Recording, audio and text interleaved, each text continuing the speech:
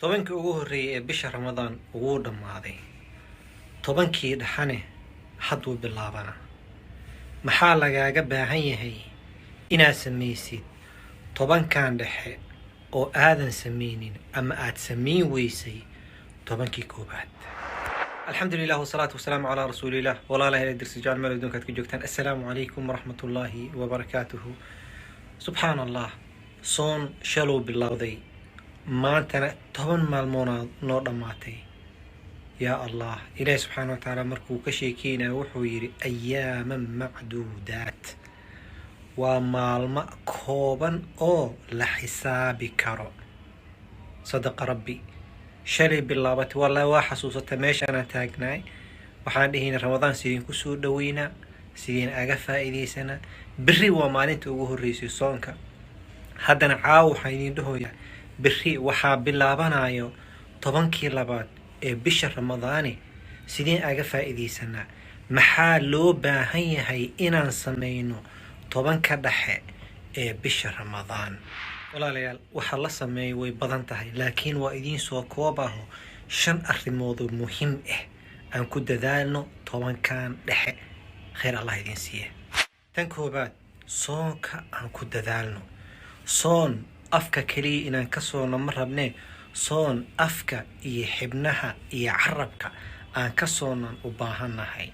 xusuusno xadiidkii nebiga uu dhahay man saama ramadaan iimaanan waxtisaaban gufira lahu ma taqadama min dambihi.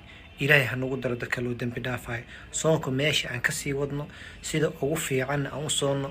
tobanka hore khibro aan kasoo qaadano, tobankana ha ka fiicnaado tobankii koowaad. khayr allah ku siiye. arrinta labaad, qiyaamka meeshiisa aan kasii wadno. qiyaamka tobanka dhexe waa inuu ka fiicnaado ama ka xoog bato qalbiga inuu joogo tobankii hore waxaan soo samaynay.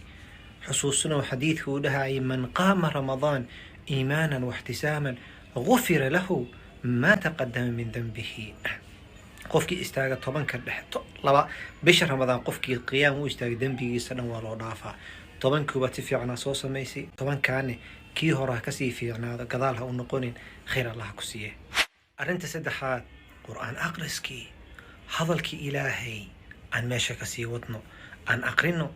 tobanka xoomaleyna waa soo dhamaysay, 2 juz maa dhamay, 2 mar maa soo dhamaysay, 3 mar soo dhamaysay, mise waa hal mar dhamaysay. haddaa 1 mar dhamaysay tobanka dhex 2 dhamay, haddaa 2 dhamaysana 4 dhamay, haddaa 3 dhamaysana 6 dhamay. khayr allah ku siiye, lan already khibra soo qaadatay, laakiin gadaal ha u noqonin, jannada allah ku geeyey. arrinta afaraadna, sadaqada. aan ku dayan xabiibkeena maxamed sallallahu alayhi wasallam. wuxuu ahaa qof gacan furan bisha ramadaanne, si saxaabada noo sheegayeen, kaana ajwad min arriix almursalah. bisha ramadaan waa bishii farxadda dadka laga farxinay. ka farxi walaalaha, khayr allah ku siiye. allaha kaa farxiyo faqiiriinta, ka farxi. allaha kaa farxiye agoonta, ka farxi. allaha kaa farxiyo dadka wax u baahan muxtaajiinta, ka farxi. jannada allah ku geliye. arrinta shanaad oo muhiimka ah, kasaan gadaal ugu dhigay, ducada meesha kasii wado. ducayso, gadaal ha u noqonin. ducada ugu fiican ku ducaysanaysa allahumma inni acuudu bika min alkasal. ilaahay ka magangal kasalka iyo cajziga, ka magangal. naftaada iyo gadaal kuu sii celinin iyo quruur ku gelinin insha allah tacaala. 5taas arrimood waa 5 arrin oo aad u fiican, loo baahan yahay in la sameeyo. waxaa jirta arrimo kale loo baahan yahay in la iska ilaaliyo.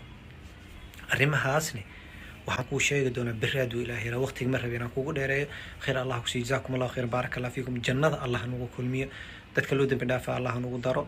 dembigeena iyo kii waalidkeenaba allah dhaafo. baaraka allah fiikum. leylatul qadr allah na waafajiyo. dhagayso, ka faa'iidayso, ku camal fal. tan afaraad maxaa waaye? walaalaha kale usii gudba khayr allah ku siiyo. bakhiil ha noqonin. asalaamu calaykum waraxmatullaahi wabarakaatuh.